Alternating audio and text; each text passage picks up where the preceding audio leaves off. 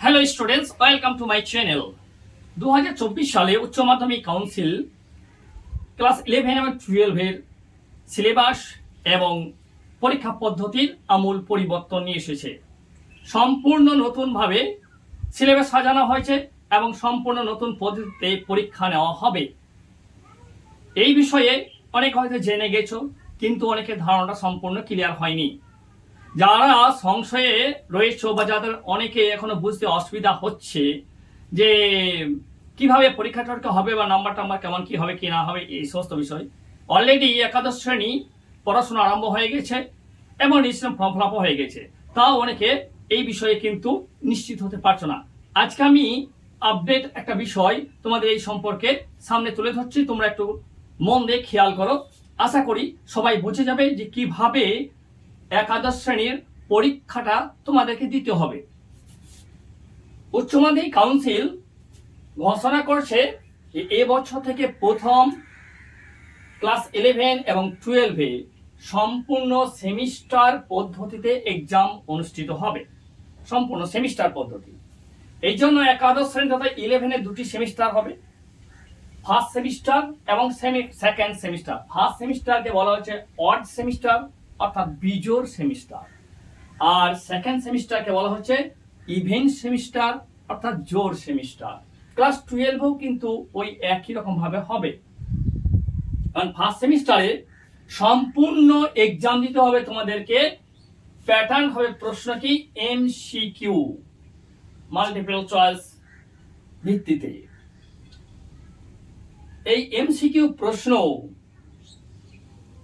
থাকবে এখনো পর্যন্ত যেটুকু তথ্য 7টি টাইপের, 7 ধরনের এমসিকিউ তোমাদের প্রশ্নপত্রে দেওয়া হবে এবং প্রত্যেকটি প্রশ্নের মান থাকবে 1। বোঝা গেছে? তাহলে টোটাল পরীক্ষাটা হচ্ছে এমসিকিউ এবং 7 রকম টাইপের এমসিকিউ কোশ্চেন হতে পারে, আর প্রত্যেকটি নম্বর হচ্ছে 1 করে। এবার চলে আসা যাক পরীক্ষাটার টোটাল নম্বর কত। এখন উচ্চ মাধ্যমিক যে সিস্টেম রয়েছে সেখানে সায়েন্স বা আর্টস বা অন্য স্ট্রিম বলতে কমপক্ষে দুটি বিভাগ রয়েছে। একটা হচ্ছে প্র্যাকটিক্যাল আর একটা হচ্ছে প্রজেক্ট। সায়েন্সের সাবজেক্ট এবং আর্টসের দু একটা সাবজেক্টে প্র্যাকটিক্যাল আছে। যাদের প্র্যাকটিক্যাল আছে, প্র্যাকটিক্যাল পরীক্ষা দিতে হবে, তাদেরকে রিটিন দিতে হচ্ছে তথা এমসিকিউ প্রশ্ন উত্তর দিতে হচ্ছে 35 নাম্বার, অর্থাৎ তোমাকে 35টা প্রশ্নের এমসিকিউ উত্তর করতে হবে। আর যারা প্রজেক্ট এর ছাত্রছাত্রী অর্থাৎ যাদের প্রজেক্ট রয়েছে যে সমস্ত সাবজেক্টগুলোতে, তাদেরকে রিটিন পরীক্ষা দিতে হবে 40 নাম্বার। বোঝা গেছে? তাহলে প্র্যাকটিক্যাল হচ্ছে 35 আর প্র্যাকটিক্যাল তাহলে প্রজেক্ট যে সাবজেক্ট আছে সেগুলো হবে 40 নাম্বার। ফুল ক্লিয়ার? আচ্ছা, এবার তোমাদের পরীক্ষার 5 নাম্বারের বিষয় সেটা আমি পরে আসছি কিভাবে হবে।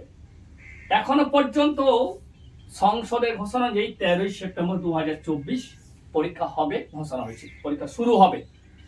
আর এই একাদশ শ্রেণীর ক্লাস 11 এর সম্পূর্ণ পরীক্ষাটা হবে হোম সেন্টারে, অর্থাৎ নিজস্ব স্কুলে পরীক্ষা সেন্টার হবে এবং নিজস্ব স্কুলের ক্লাস টিচাররা এই প্রশ্ন করবেন। প্রশ্নের উত্তর করার ভঙ্গিমা হিসাবে এখনো পর্যন্ত যেটা বলা হয়েছে এমসিকিউ থাকবে এবং তার জন্য ওই এমআর শিট থাকবে, সেখানে তোমাকে অ্যান্সারগুলো করতে হবে। এটা একদিন আমি দেখাবো কিভাবে অ্যান্সারগুলো করতে হবে। তাহলে এখন বোঝা গেল ফার্স্ট সেমিস্টারটা ক্লিয়ার। ফার্স্ট সেমিস্টার টোটাল পরীক্ষা হচ্ছে কত? যাদের practical 35 type of question, MCQ total type 7 type. আচ্ছা, আর যাদের প্রজেক্ট আছে তাদের টোটাল হবে 40টি এমসিকিউ। ওকে, ঠিক আছে। আর এক্সাম ডেট 13 সেপ্টেম্বর, সেন্টার হচ্ছে হোম এবং কোশ্চেন করবে স্কুলের শিক্ষক মশাই বা ক্লাস টিচারগণ। এবার একটা বিষয় এখানে বলে রাখি, যাদের যে সমস্ত সাবজেক্টের প্র্যাকটিক্যাল আছে আর যে সাবজেক্টগুলো প্রজেক্ট আছে সেগুলো কিন্তু ফার্স্ট সেমিস্টারের মধ্যে ধরা হচ্ছে না। এই প্র্যাকটিক্যালটা একেবারে ফাইনালিস্ট অর্থাৎ 11 এর সেকেন্ড সেমিস্টারে, প্রজেক্টটা ঠিক তাই একবারে সেকেন্ড সেমিস্টার। প্র্যাকটিক্যালের জন্য যে 30 নম্বর বরাদ্দ সেটা সেকেন্ড সেমিস্টারে একবারই হবে ফাইনালিস্ট। আর প্রজেক্টের জন্য যে 20 নম্বর বরাদ্দ আছে সেটাও কিন্তু একেবারে সেকেন্ড সেমিস্টারে গিয়ে তোমাদেরকে সেই বিষয়টা কমপ্লিট করতে হবে। তাহলে ফার্স্ট সেমিস্টারে কেবলমাত্র এমসিকিউ 35 নম্বর যাদের প্র্যাকটিক্যাল আছে, আর এমসিকিউ 40 নম্বর যাদের প্রজেক্ট আছে, এই পর্যন্ত। এবার দেখেন সেকেন্ড সেমিস্টারকে বলা হয়েছে কি ইভেন সেমিস্টার, অর্থাৎ এটা হচ্ছে জোর সেমিস্টার। এখানে কিন্তু প্রশ্ন প্যাটার্ন আলাদা, এখানে কিন্তু আর এমসিকিউ থাকছে না, এখানে থাকছে কি এসিকিউ টাইপ থাকতে পারে, অর্থাৎ 2 নম্বর জন্য 2 মার্কসের, আর লং কোশ্চেন থাকবে। এই লং কোশ্চেনের নম্বর বিভাজনটা এখনো পর্যন্ত ক্লিয়ার নয়, 2+3 বা অন্য বিভাজনও হতে পারে, সেটা পরে আমরা দেখব। এখন সেকেন্ড সেমিস্টার তাহলে পরীক্ষা দিতে হচ্ছে কত নম্বর? রিটিন পরীক্ষা দিতে হবে। কিন্তু রিটিন পরীক্ষা কত নম্বর? যাদের প্র্যাকটিক্যাল আছে তাদেরকে দিতে হবে টোটাল 35 নাম্বার রিটিন পরীক্ষা দিতে হবে, আর যাদের প্রজেক্ট আছে তাদেরকে 40 নাম্বার রিটিন পরীক্ষা দিতে হবে। বোঝা গেছে? তাহলে প্র্যাকটিক্যালদের 35 রিটিন, আর প্রজেক্টদের হচ্ছে 40 নাম্বার। এবার আসা যাক, এই যে প্র্যাকটিক্যাল যেটা টোটাল আছে 30 নাম্বার, সেই টোটাল প্র্যাকটিক্যাল এক্সাম বা খাতাপত্র তৈরি এই সেকেন্ড সেমিস্টারে কিন্তু এখানে করতে হবে। প্রজেক্টে যে 20 নাম্বার আছে সেটাও সেই 20 নাম্বারে খাতাপত্র হেনতেন ক্লাস টিচার যেভাবে গাইড করবেন বিষয়বস্তু, সেটাকে এই 20 নাম্বারটা সেকেন্ড সেমিস্টারে তোমাকে কিন্তু কমপ্লিট করতে হবে। তাহলে সেকেন্ড সেমিস্টারে তোমাদের একটু বেশি ধরতে গেলে 35+30 আর 40+20 60। বোঝা গেছে? তাহলে এটা 60, আর এখানে তোমার নিশ্চয় 40, তোমার 100 হয়ে গেল। এখানে হচ্ছে 35+30 হচ্ছে 65+35 হয়ে গেল 100। এবার চলে আসি এক্সাম হবে মার্চ মাসে 2025 সালে, কারণ 2024 সেপ্টেম্বরে ফার্স্ট সেমিস্টার আছে, তার সেকেন্ড সেমিস্টার হবে 2025 মার্চ মাসে। এটাও কিন্তু সেন্টার হবে হোম সেন্টার, আর এরও কিন্তু কোশ্চেন করবে বিদ্যালয়ের টিচাররা তথা ক্লাস টিচাররা। এবার আমরা দেখে নেব পাস ফেলের বিষয়টা। কাউন্সিল কর্তৃক বলা হয়েছে শতকরা 30%, অর্থাৎ 100-র মধ্যে 30 নম্বর পেতে হবে, তাহলে সে পাস করবে। পাস মার্ক হচ্ছে ইকুয়াল টু 30, 100 নম্বরের মধ্যে। এখন প্রথমেই আমি আসি practical first semester and second semester দুটো মিলে তাদের পরীক্ষা দিতে হচ্ছে কত? যাদের প্র্যাকটিক্যাল আছে 70 নাম্বার, মানে 70-এর মধ্যে কত পেতে হবে? 30/100 ইন্টু 70, ঠিক আছে? তাহলে দাঁড়ায় কত? 21। আর যাদের প্রজেক্ট আছে তাদের কত হবে? 30/100 ইন্টু 80। যেহেতু প্রজেক্ট যাদের আছে তাদের রিটিন পরীক্ষা ফার্স্ট সেমিস্টার এমসিকিউ 40, আর সেকেন্ড সেমিস্টার হচ্ছে রিটিন 40 নাম্বার, তাহলে টোটাল 80 নাম্বার। যাদের প্রজেক্ট আছে তাদের কিন্তু তাদের কত হবে? তাহলে